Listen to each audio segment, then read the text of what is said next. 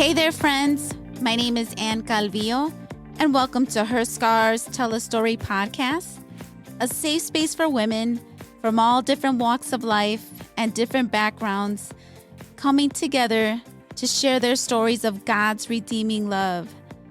So grab your cup of coffee and journey with us now.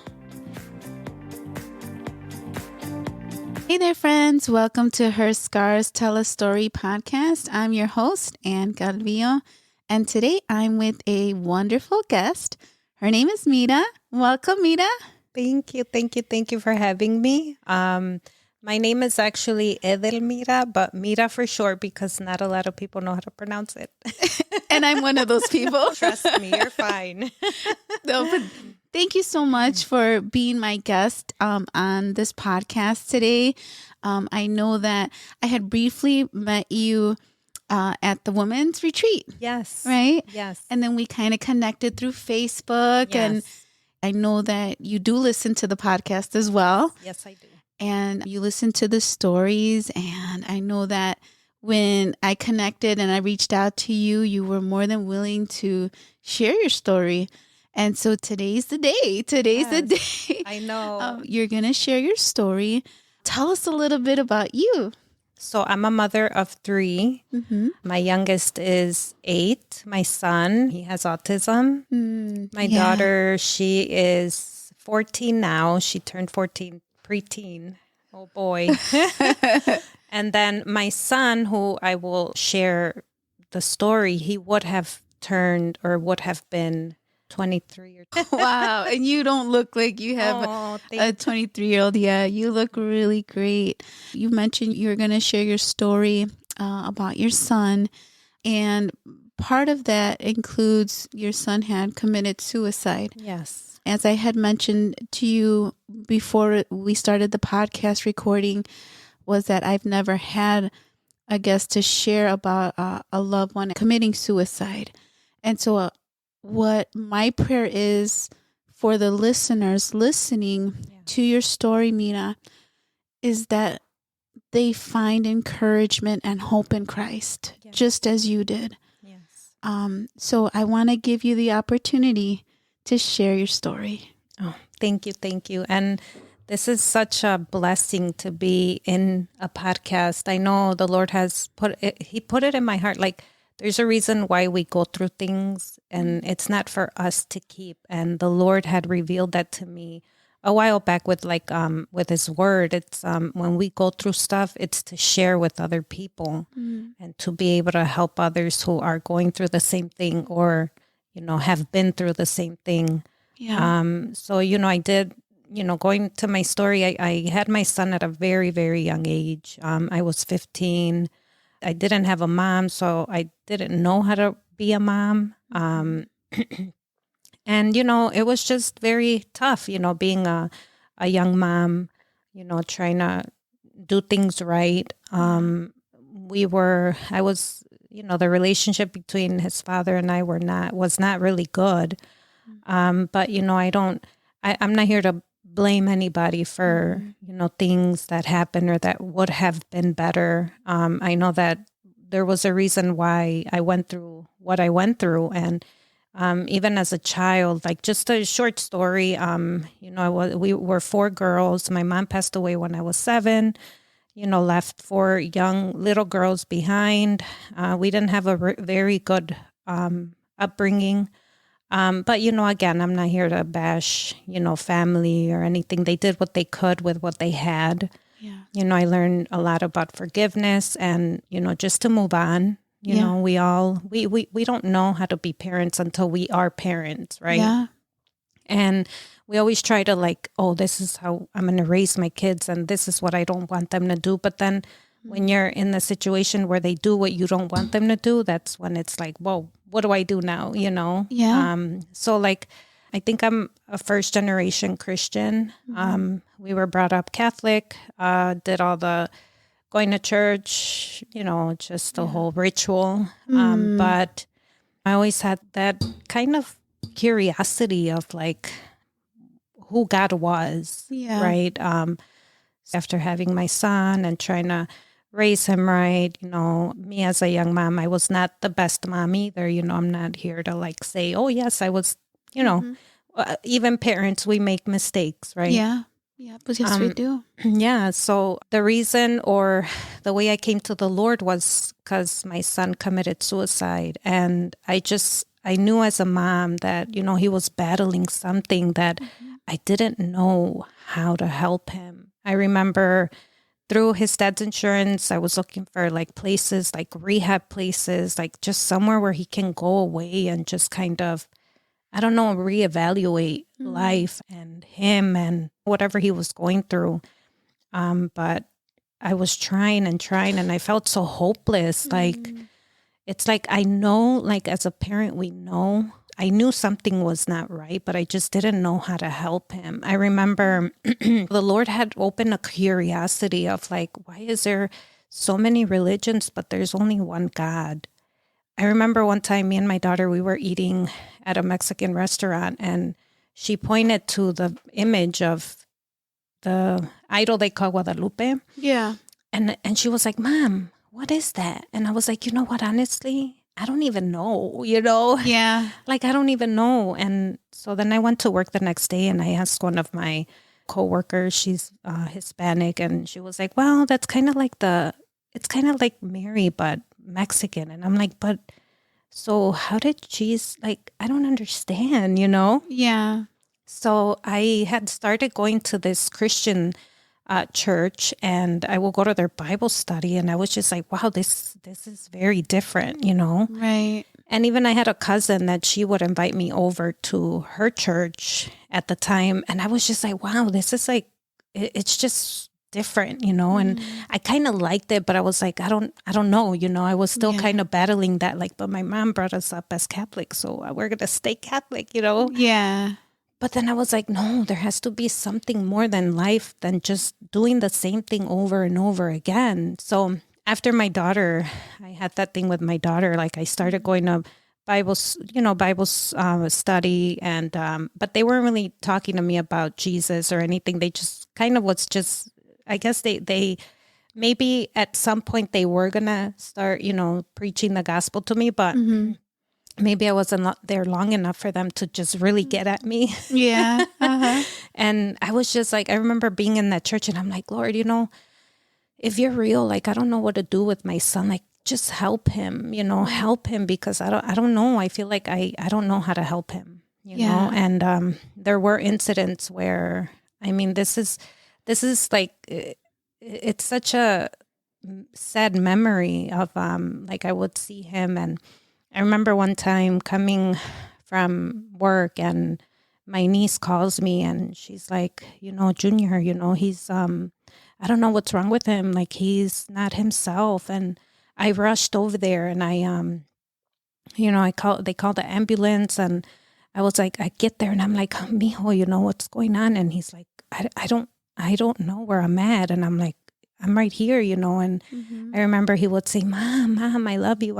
And he would hug me. And then he would switch from like, I love you to I hate you. You were never there for me. And as a mom, like, that's like the hardest thing that you can ever hear from your child, especially when you think you try to do so much for them and you're thinking that you're providing for them. You're doing so many things to kind of bring them up right, but one thing I know that I was lacking, I would give him tough love, but I wouldn't really give him love, like just giving him a hug and just telling him, I love you so much, and it chokes me up because it's just so,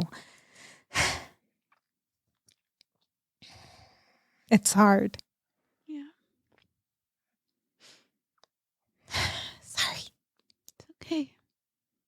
And that's one thing that I'm going to miss is like him telling me that he loved me and that I did my best, Yeah.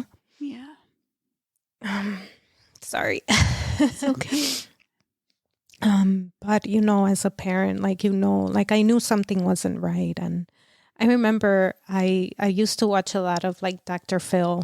Like I loved Dr. Phil, and I would watch him. And I remember I reached out to him. I reached out to like their production and I was like, I don't know what to do with my son. he's doing, like, I know something's not right and I just don't know how to help him. And I remember they sent me like a questionnaire. They actually, sent me something. And I was just kind of like stuck, because I'm like, well, if I go ahead and allow him to go on the show, like, he's going to hate me, So I was just battling that, like, he's going to hate me, but at the same time, I don't know what else to do. And I know something's not right and I want to help him. As a mom, you just want to help your children, Yeah. And then I just kind of stopped and I just never went ahead with it. So that was my regret. It was kind of like, well, maybe if I would have sent that out, like, they would have been able to help him, because, they always have teens in their stage and then they send them out to like recovery, where they're just kind of like, I don't know what he needed at the time. Yeah. So because I didn't do that, it just kind of broke my heart even more after he passed. The enemy was coming to me. I didn't know who the enemy was, right? This was before I came to the Lord, but it was so much shame, so much guilt, so much like confusion. I even contemplated my suicide. I had my daughter, she was 5 at the time, and they were from different fathers. And I remember I'm like, well, when she goes to her dad's side, because her dad and I were not together, I'm like, this is it. Like, I'm just gonna take all these pills and just go to sleep. Like, I just can't handle it. I can't. Yeah. And but I remember after he passed, I was just so like, as a mom, losing a child. And I'm pretty sure like there's parents out there that have lost a child. Like, those who have lost, like, you know what it feels like, I know, and I also know what you guys are feeling and what you guys are dealing with. The enemy is such a liar, he's a liar. Yeah. So when he passed away, the way he passed away was, they found him in the alley. At the time he was living with he kind of wanted to move in with my sister. And I was like, are you sure? And I allowed him to, and I just wanted him to just, I guess be happy, Yeah. And at the time, I remember the day that happened, I remember I went to work, like a regular day. I went to work, and I remember getting these calls from like a detective. And I was like, and I would hear the voice messages. I wouldn't answer because I'm like, oh, what did he do? Because I know he was going down the wrong path, getting into gangs, just doing drugs and stuff. And I was like, what did he do? I hope he didn't do anything. Because prior to that, I had to pick him up from the station because he was, vandalizing, I guess, outside our cars, I believe it was. And so I was kind of like, I kept getting those calls, and I'm like, oh, what did he do? And then I got this voicemail, and they're like, oh, if you're the mother of Ismael, please give us a call. It's about your son.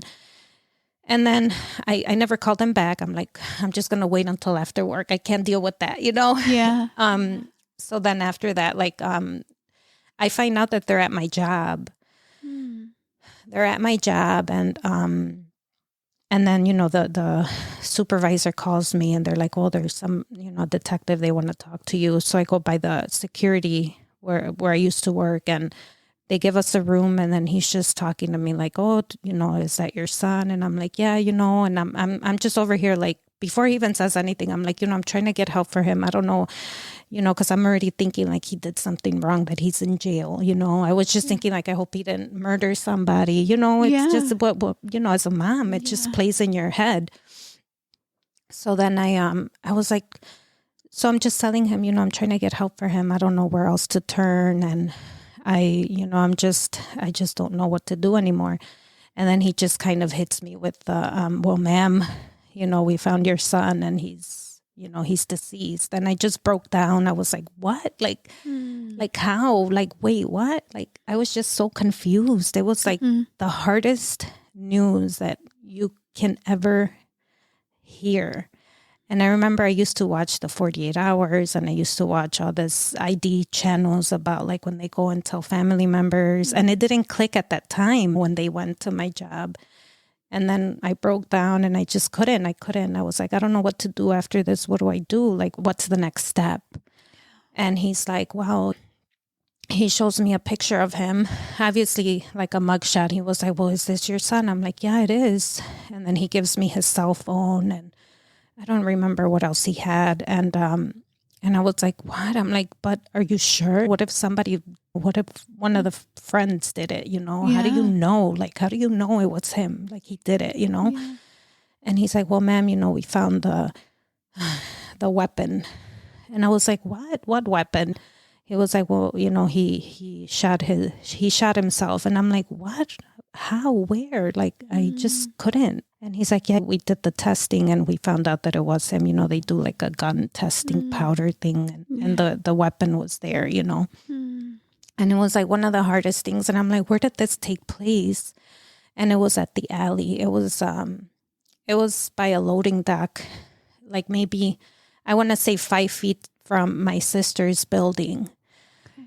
And I was just like, what? Like, I was just like, man, this is what I didn't want to happen, and it happened. And like, what do I don't even know what to do. Like, and I was just, obviously I was gone. The detective, he was like, well, you don't have to go identify the body because you already did with the picture. And I don't want to put you through that. And I'm like, I want to go see him. I want to go see him because he's cold. I don't know why. Like, I was like, it's cold. It was like in December. He passed away December 13, 14. So it was 12, 13, 14. And he passed away. He was 15. Like, I'm not too big on like, numbers, superstitious stuff. No, but I was just like, whoa, it's the month 12, day 3, year 14. He was 15. And I was just like, what? Like, what's going on, And finally I was like, well, what do I do? He's like, well, just call his father and let him know. And I called his dad, and his dad's always been that tough guy.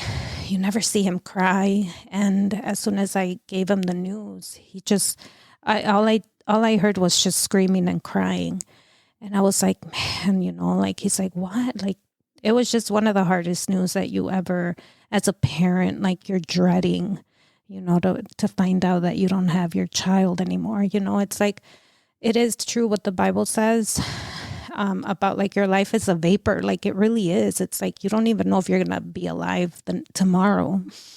And it was just so hard. Like, it was so hard. But I know I was struggling with him before, he passed, trying to look for, like, I wouldn't sleep, because I'm like, I need to help him. I don't know how to help him. And yeah, so like after that, like, I was just like in a dark, dark place, very dark place. The enemy was like pointing his finger at me, the shame, the guilt, right? Just bringing bad memories. There was a time where he went to this hospital, Hartgrove Hospital, that I think it's on Roosevelt.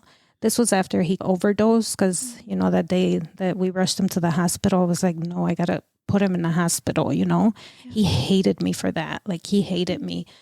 But I was like, I'm doing it for your good. Like, I don't want you to die, Yeah.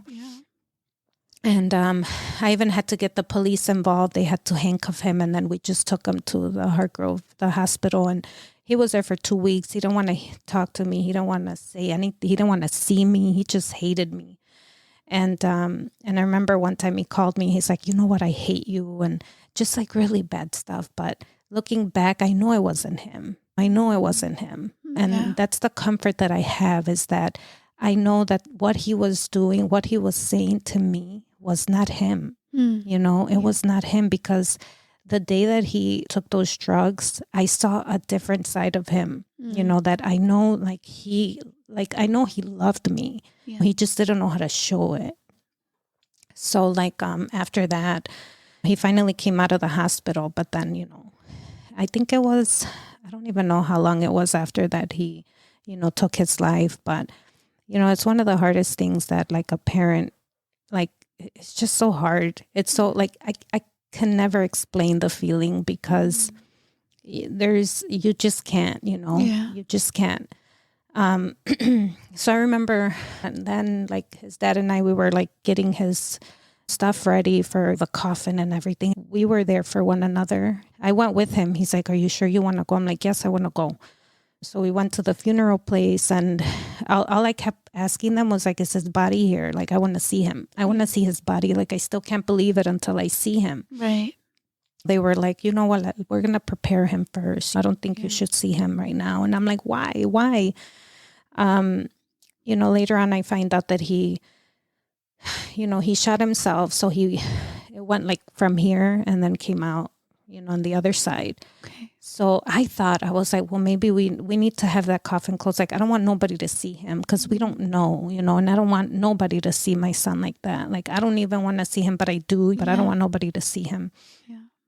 And I was just dreading that day of the funeral, and like throughout the whole, getting the coffin and preparing everything, I was just in tears. Like, I was like unconsolable. Like, I just couldn't hold it together, Yeah. And oh my gosh, like it's been a while that I've cried because I don't know, I guess I just feel like, you know what? I know that he's in a different place, and I'm going to see him again, I miss him dearly because time has just stopped. So going back to that, so I was just like, I don't know how I'm going to do this. Like, I think I will go home. And by this time, me and my daughter's father got back together, and I would just cry, and I will go to the bathroom and just cry because I didn't want my daughter to see me that way. Yeah.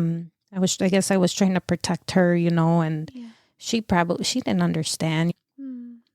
And I kept telling, her dad, like, I don't know how I'm going to do this. I don't know how I'm going to do this. Like, I just don't know, Right. And, so fast forward the day of the funeral, and this is an experience that I didn't realize how near the Lord was. I remember that morning of the wake, right?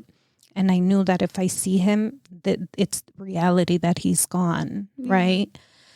So I I get up in the morning before everybody gets up, and by this time, like, I wouldn't eat, I wouldn't sleep. Every time I would shut my eyes, I would just have the image of how he looked, And I remember that morning I woke up before everybody, and I don't know. I was like, I was so broken that I just got on my knees and I said, God, I don't know how I'm going to face this. I don't know how I'm going to do this. I need your help, And I remember clearly that at that moment, now I lived in a 1-bedroom apartment, and it's like the electrical heaters, and it gets really hot in this apartment, which is nice. I like it toasty. Me too.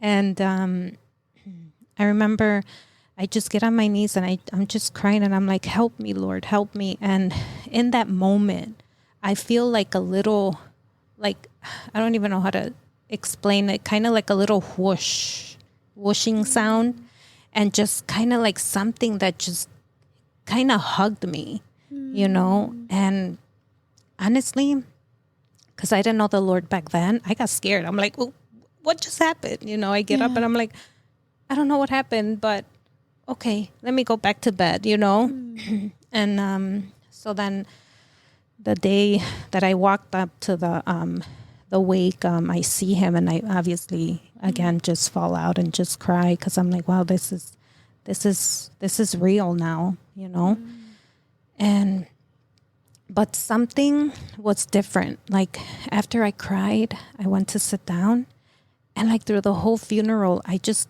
didn't shed a tear. And I felt like, yeah, I was sad, but it was like peace at the same time. And I didn't understand it then. I didn't understand it then until now. And I remember people were just coming to the coffin crying and just weeping. And I'm just like looking at them like, what? And I'm over here like, maybe I should poke my eye because I'm not crying. What are they going to think? Like, that I don't love him because I'm not crying, you know? Right.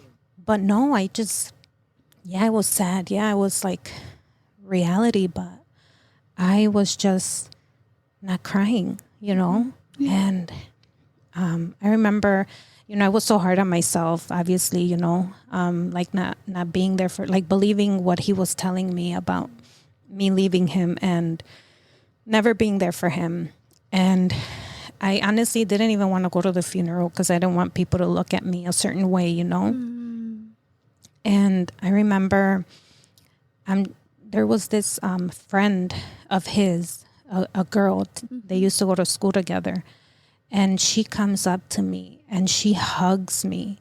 And she's like, you know what? She's like, you did such a good job raising him, you know? And I was like, what? He's like, you did such a good job. She's like, I don't know if he mentioned to you, but he talked me out of taking my life. Yeah. And that was amazing. I remember he actually did mention it to me once. We were driving and he's like, Mom, I think I get the goodness of you. And I'm like, well, what do you mean? He's like, well, there's this girl in school and I convinced her not to take her life. And I was like, really? And he was like, yeah, Mom, I think I get the goodness from you, you know, just kind of like teenagers, you know? Yeah. And I'm like, oh no, I think you just have a good heart. Yeah. And, but when she came up to me, I was like, that was her. That was her. Yeah. And she just gave me the biggest hug. And she was just kind of like, thank you. Thank you that you gave us this beautiful soul because she was just like, and I was just like, wow, it was comforting. Yeah. It was so comforting at the time. And I was like, wow. But we remained friends. I haven't seen her. I'm going to look her up. I'm going to stalk her. I'm going to look her up to make sure she's doing okay. Yeah. But like she would always reach out to me. Hi, how are you? You know, how are you doing? And it was just something that like, it was just beautiful. Yeah. Like he had so many friends. My son was like very outgoing and he would make friends left and right. He used to go to John Hancock on 55th when it was on 55th and Pulaski. Yeah. And then when he moved in with me, I had to transfer him to the school that is on 55th and Narragansett. I forget the name of it. It's the high school over here. Kennedy. Yes. Yeah. I'm like, I can't think of it. So even both schools, both school, like it was so packed in there, you know, and just I was just so mesmerized of like how many people that he impacted. Yeah. And he was just, he's just so precious. And I just thank the Lord for him. Yeah, I wish I could have had more years. And yes, every year that passes by, time has frozen, right? Because every time I see my nieces and nephews, I know it was hard for me at first, you know, getting together with my nieces and nephews. And I think I even felt kind of like, I don't want to say resentment, but kind of like, man, I'm never going to see my son age, right? Like I have him here, 15, you know, and it's like, I'm never going to see like how he would look now in his 20s and his 30s, if he had any kids, grandkids, when that's always going to be something that I'm going to long for, right? But through that heartache, I knew the Lord was drawing near and near to me. And I know there's a verse that says sorry, I'm not really good at like, you know, memorizing a lot of stuff, but I know he's near the brokenhearted. Yes. He's near. He's not just like there, he's near, he's close. Yes. And I felt that when I read that verse now in the Lord, I was like, wow, he was near to me that day that I was on my knees asking him for help. And I was a non-believer, right? And it's just amazing that even the non-believers, like he's near to them. Yeah. He's near to them. In your brokenness, he's there. Yeah. Just call on him. That's all he wants, is for you to call on him. And a lot of people say, yeah, because I've had family. Yeah, it's you're just a hypocrite because you only call him when you need him. He wants you to call him when you need him. Yeah. He wants you to call him, to recognize that you can't do things on your own because you can't. You can't. And so like because of that, yes, I came to the Lord, and I would always hear people say, yeah, you came to the Lord because you lost something. But we all need the Lord. Yeah. And And I remember I always thought like, well, I have to get my life together. I have to get my life right before I come to the Lord. No, come to him in your brokenness. Come to him with your messed up life. Yes. Even if you're doing drugs, just come to him. He's going to be the one that gets the glory when he transforms you. Yeah. And a lot of people, they don't get it when it's just so heartbreaking that it's like you don't understand how amazing the Lord is. He's just so amazing. Like he took away a lot of addictions from my life. Growing up without parents, without a father figure, like you always grow up thinking like, oh, Prince Charming, whenever I get married, when I just need a man. No, you don't. You need the Lord. You need Jesus. Yeah. Right? And I'm a working progress. Yeah. Yeah. Work in progress. I still have things that the Lord has to like help me through, but I'm not going to be afraid to, if I mess up, I'm not going to push back from him. I'm going to draw nearer to him. Now that I'm a believer, like I understand that because the Lord, the more you press on in the word, in sermons and however the Lord will speak to you, sometimes even in worship music. Yeah. He gives you that like courage to keep fighting, to keep pushing. Yes. So after my son passed away, we buried him. I found out I was pregnant. And I remember saying, I just want my son back. I want my son back. Obviously, I know I'm not going to replace him, right? I would never be able to replace him. He was unique and different and wonderful. Yeah. But I was just like, so like grieving. Like I was just like I was not there. Like I was physically there, but I was really not there. And I remember when I found out I was pregnant, I went to the same doctor as when I had my daughter. And I remember my son, well, he was 10 when I found out I was pregnant with my daughter. So it was a 10-year gap. I was really not thinking of having any more kids, but I had my daughter and I was 10 years apart. So he was a big part of like going to doctor visits, going to ultrasounds, finding out the gender.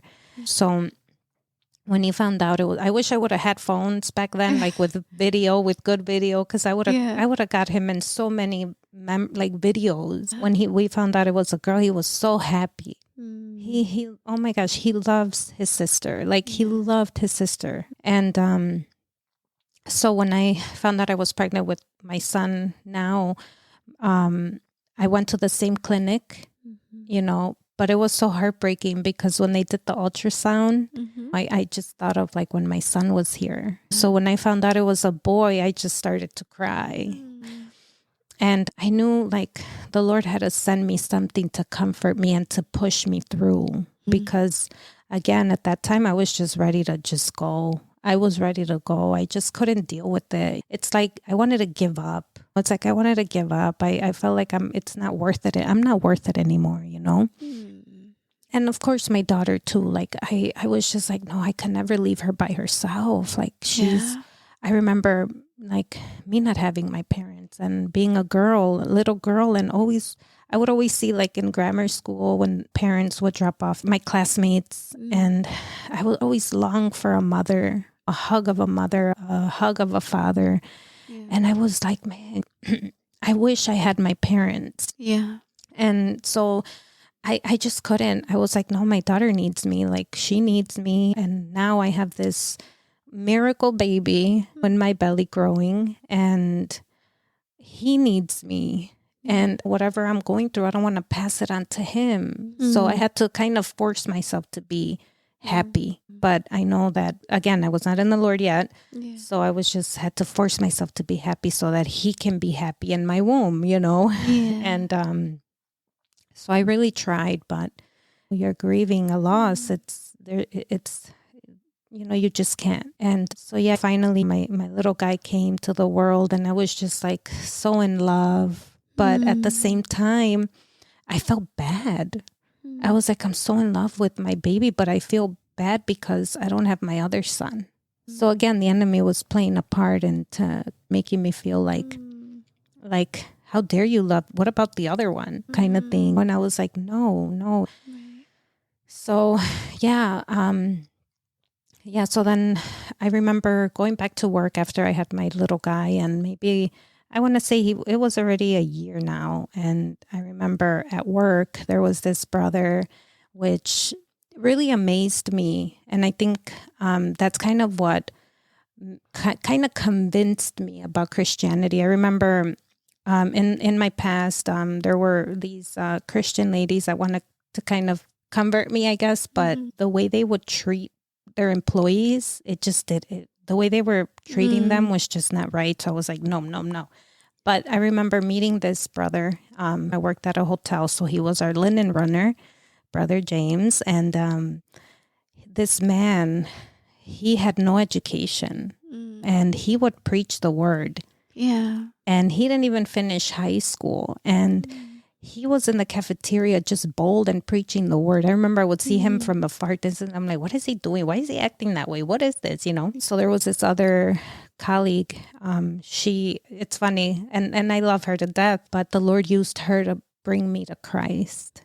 And look the person who he had to use. Now, this sister, I wouldn't hang around with her because I don't know. I just kind of at that time I just didn't want to swear anymore. It wasn't ladylike. I remember a sister of mine who passed away in a car accident. She would always say, I don't know, it doesn't look right when you swear. We shouldn't be swearing. It's not ladylike. I had kind of stopped swearing when acting worldly, I guess. And so she would act that way. So I would kind of not be around her. Yeah. But I remember when Brother James, he was so excited. I remember I saw him one time and he's like, oh, Michelle, she gave her life to the Lord. I'm like, what? What is? I don't even know what that means, but okay. And then later on, she comes to work and I see a big difference. Like I see her complete, the glow, right? The glow. Yeah. And I remember she would always have her little Bible, and the people she used to hang out with that were bad mouth gossipers, I guess, they would kind of get away from her. They would make faces like, here she comes with her little Bible, you know? And I remember I felt it's funny. The Lord, I felt him pulling towards her. Like he was pulling me towards her. And I was like, what? No. And then I remember one time I see her in the cafeteria and then I'm like, can I go sit with you? She's like, yeah. And then I go sit with her and she's not shoving it up anywhere. She's not like talking down or talking it in my ear. No, she was like, hey, I just have a question. Like, what do you think about Mary? And remember, that was one thing that I had a question about. Yeah. Having all these different religions kind of thing. And I was like, I kind of shared what had happened the day of the restaurant with my daughter. And then she opens up the book and she's like, Mary was a sinner like us. And I'm like, what? No, wait, that's not what I was told growing up. Like, what? She's like, yeah. And then she opened she took me with the word, right? Yeah. And the word doesn't come back empty or void, right? Yeah. So I remember that day I was like, the enemy was tormenting me like at this time because I'm trying to commit. And now it's like she's bringing this that's like mind blowing. And I'm like, oh my gosh, I couldn't sleep that night. But she was just filling me up on, she was a sinner like us, but the Lord chose her to have Jesus. And she kind of did a little simple thing. I was like, wow, okay. I go home that day. I can't sleep because then I hear like, no, that's a lie. No, yes, it is. Yes.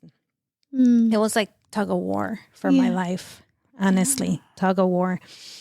And then because she had mentioned, she's like, you want to accept Jesus as your savior? I'm like, I don't know how to do that. Like, do we got to go to a church? Well, how do you do that? Yeah.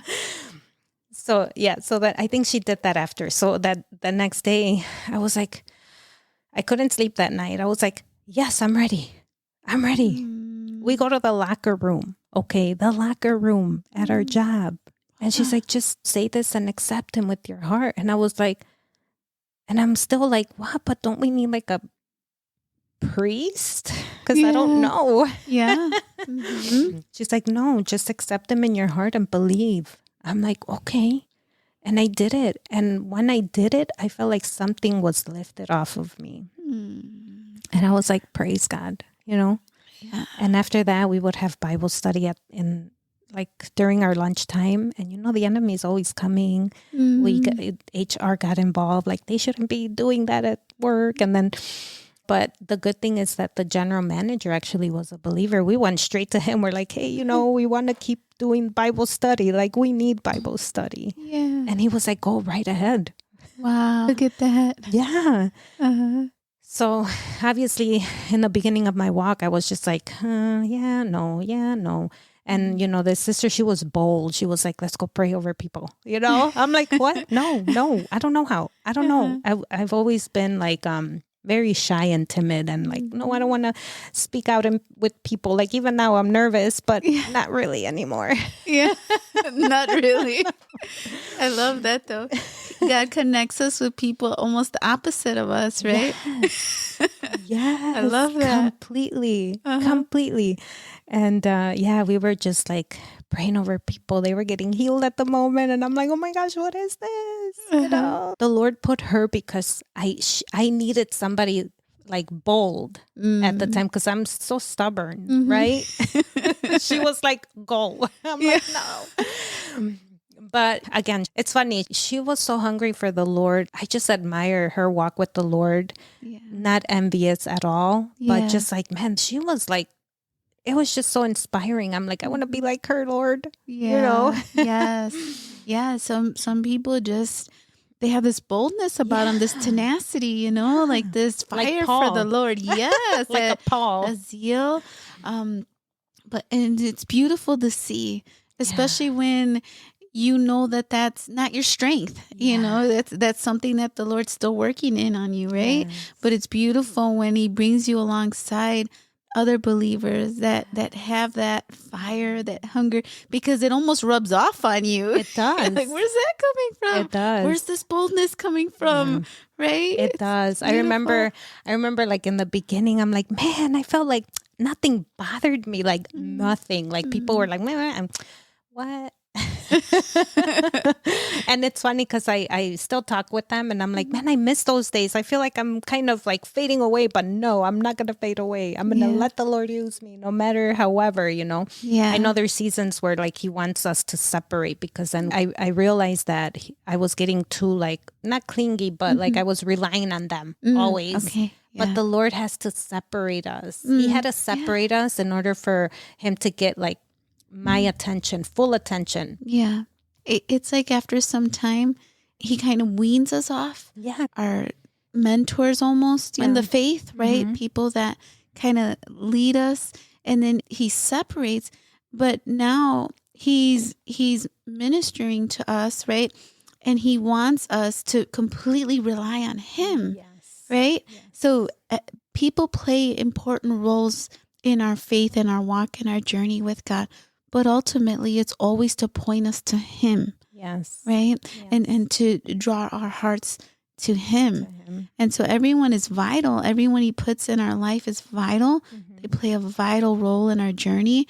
Yes. But I'm in total agreement with you. There'll be seasons where the Lord will keep you to himself. Yes. Right? And that's so that you can allow him to minister to your heart. And allow your eyes to be focused on him, become reliant upon him and not man, right? But on him. Yes. I hear you. Yes. Yeah. But it's such a beautiful thing. It is. It is. Mira, I wanted to ask you, you came to share your story. This is courage. This is boldness. And I'm thankful God gave you that courage and boldness to share your story today. It's never easy to talk about the loss of a loved one. Nevertheless, a child, your child. And so I'm thankful that you've shared this part of your story in hopes that it will help someone who's listening right now. Yes. What would you say to a parent who is having trouble with their son or daughter right now? Somebody who's saying, I can relate to you, Mira, my child. I'm trying to help them. Nothing's helping. I'm trying to get them to see a therapist. That's not, what would you say to them? I mean, Well, first of all, I would just say, like, just pray for them. Mm. Like, prayer helps. Like, it's kind of like when you pray, like there's a war going on, right? And we like, if I would have, like, yeah, I would say, like, with my son, Lord, help me. I don't know what else to do. And I think at one point I said, Lord, just take him because I don't want to see him suffer. Right. But I think the first thing is, like, just pray for them, love them, even when they're going through like a hard time and, you feel helpless or hopeless. Sometimes they probably just want to talk about something. Maybe just, if I wronged you, forgive me. Like, let me know. I always feel like when people, or, when children are going through like hard times, maybe something happened to them when they were younger that they can't talk about. And the only reason I say this is because I still have my daughter, teenager, right? And it's a scary season, right? After I just, lost my son. But I'm giving her to the Lord, right? And I'm going to fight for her in the spirit. I'm going to fight for her in prayer. If I have to fast, I'm going to fast, right? Because that's my child, right? That's the child that the Lord lent us, right? There are children in the world, but ultimately they're God's children, right? Don't be hard on them either. Like, I noticed I was tough with him, and I would just say, get yourself together. But, it's like, how do I know, especially if they're boys, like, they're not going to, I mean, maybe some will open up and say, but like, it's always hard for boys to kind of say, oh yeah, I'm getting bullied because they're boys. What I realized is us as parents play a big role. It's hard to say it, but it is. Like, us as parents, sometimes we want our kids to prosper and succeed, and we put so much pressure on them, right? Or we keep them busy. And sometimes they don't want to do it. Sometimes that's just not their calling. That's just not how they feel. And I get it. Like, you want to keep them busy so that they don't go the wrong route. But at the end, sometimes they end up going the wrong route. But I think just listening to them, sitting down, spending time with them. Like, hey, I know when it's like a family of, like, I don't know, 5 or 6, it's hard to have that individual time with each child. Because even now with my 2, sometimes I feel bad. Oh, I'm going to take my daughter out, but then leave my son, and then vice versa. And it's like, you get torn between, right? Just listening to them, not blaming them. It brings me back to like the prodigal son, right?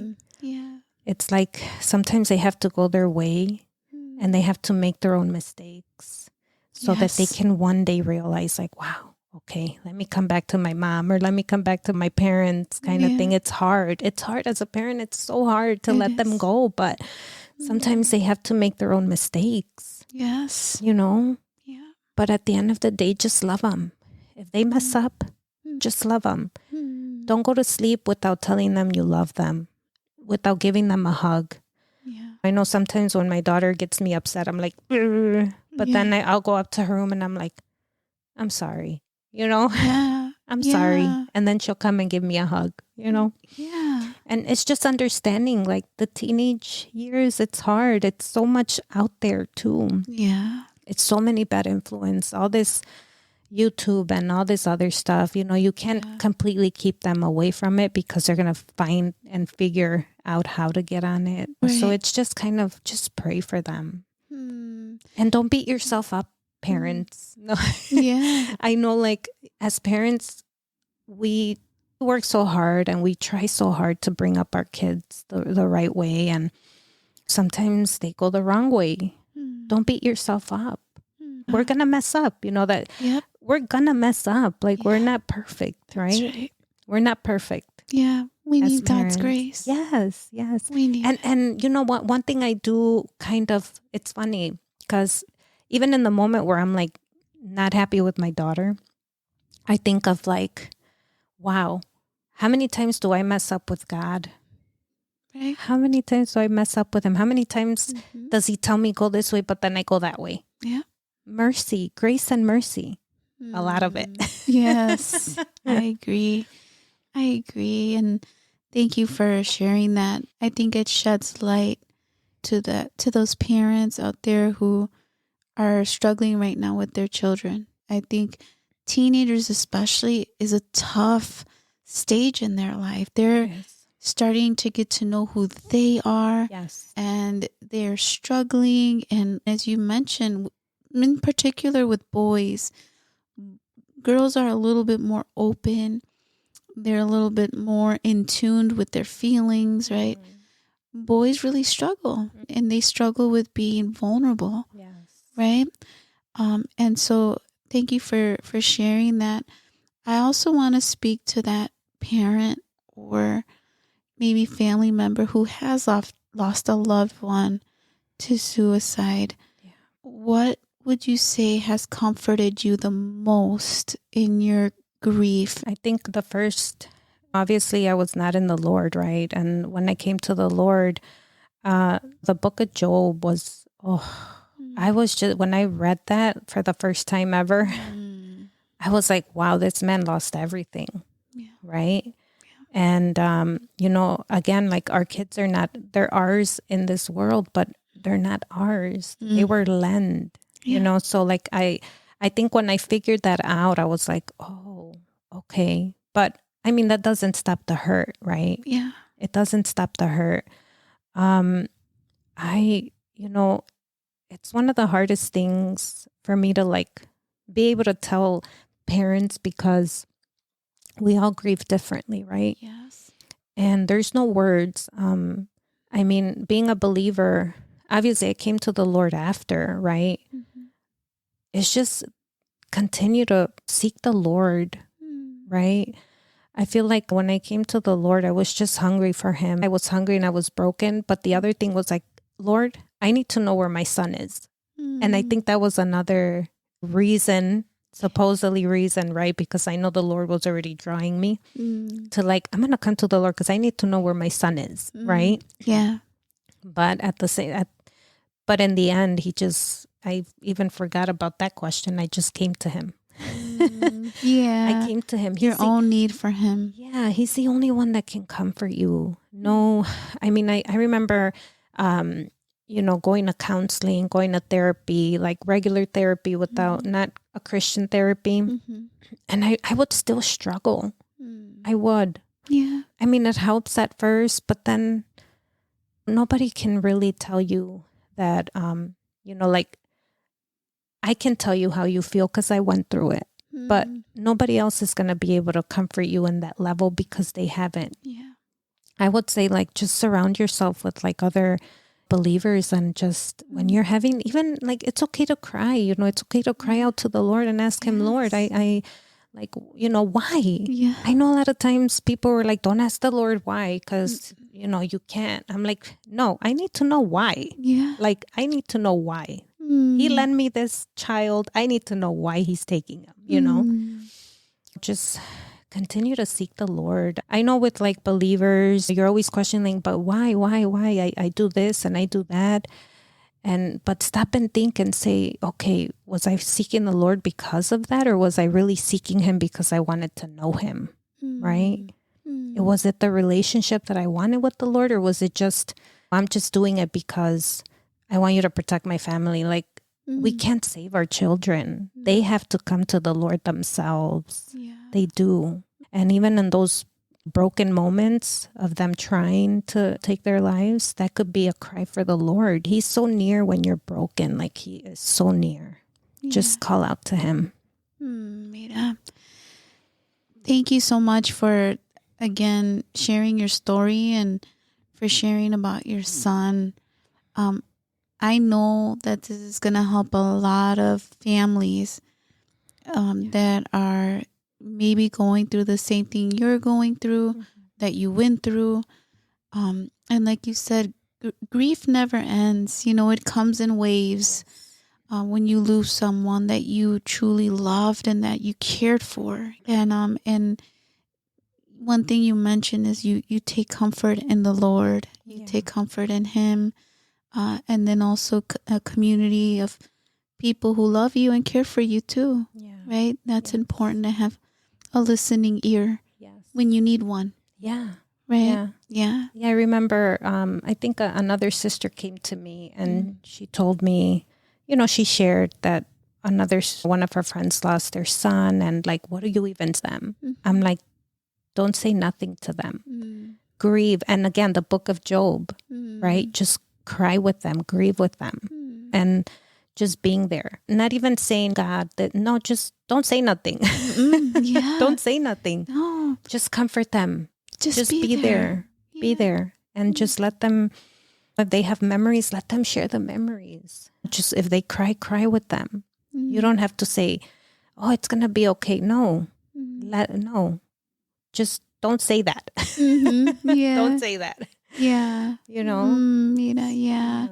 And thanks for touching on that as well. Mira, before we end this podcast, is there any words that you have for our listeners? If anybody seeks the Lord, again, He's the only comforter, right? I know with this whole suicide awareness, like, I don't know, I'm just not there yet, I guess, right? Yeah. I'm not there yet. And that's okay. To be able to like support like that whole organization. I'm more of like, I'm here for you if you need. Yeah.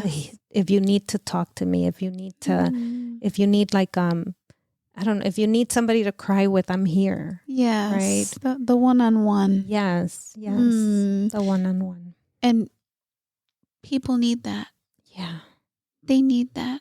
The one-on-one can sometimes be of more support. Yes. Than a whole group of people raising awareness. And again, like we said, everyone grieves different. Of course. Everyone celebrates the life of their loved one differently, right? But I'm with you on that one-on-one support. Yes. Because in your grief, sometimes you just don't want to share it with everybody. Yeah. Yeah. If you can just be intimate with yourself or one person, that's enough. Yes. And so, thank you for sharing that. Yes. It just makes us more aware. Yes. Of how we can support a loved one who may have lost someone to suicide. Yeah. So thank you. And I just wanna say to our listeners, I thank you for tuning in to this episode. If you are someone who you have a loved one struggling with suicidal ideation, struggling with maybe depression, those are some signs that you start to see right before someone contemplates suicide. There's help for you. There's help for your family. I will be posting some links if you need help, because you're not alone. You're not alone. Your family's not alone. Yes. One thing I need to share, and one thing that Mira just kept highlighting, was her relationship with Jesus Christ. Yes. Him wanting to take care of you. Him wanting to just draw near to you. God loves you and you're not alone.